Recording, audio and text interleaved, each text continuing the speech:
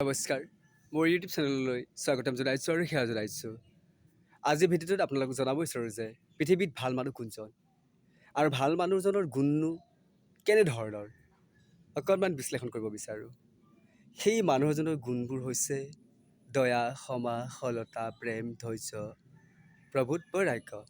আৰু সেই মানুহজনে কাৰো অন্যায়ৰ কথা চিন্তা নকৰে, কাৰো অন্তৰত আঘাত নিদিয়ে, সকলোকে সমভাৱে চায় আৰু তেওঁ জাতি সৃষ্টি নকৰে। তেওঁ সকলোকে কি কৰে, সেইজনো মোৰে সন্তান আৰু মোৰে পিতৃ মাতৃ এইবুলি সকলোকে সন্মান কৰে। গতিকে পৃথিৱীত আটাইতকৈ সেইজনেই ভাল মানুহ। আৰু মোৰ ইউটিউব চেনেলৰ যোগেদি আপোনালোকক কথাখিনি জনালোঁ আৰু ভাল লাগিলে কমেণ্ট কৰিব, লাইক কৰিব, শ্বেয়াৰ কৰিব, ছাবস্ক্ৰাইব কৰিব, যাতে আপোনালোকৰ আশীৰ্বাদ আৰু মৰমৰ দ্বাৰা আগুৱাই যাব পাৰোঁ।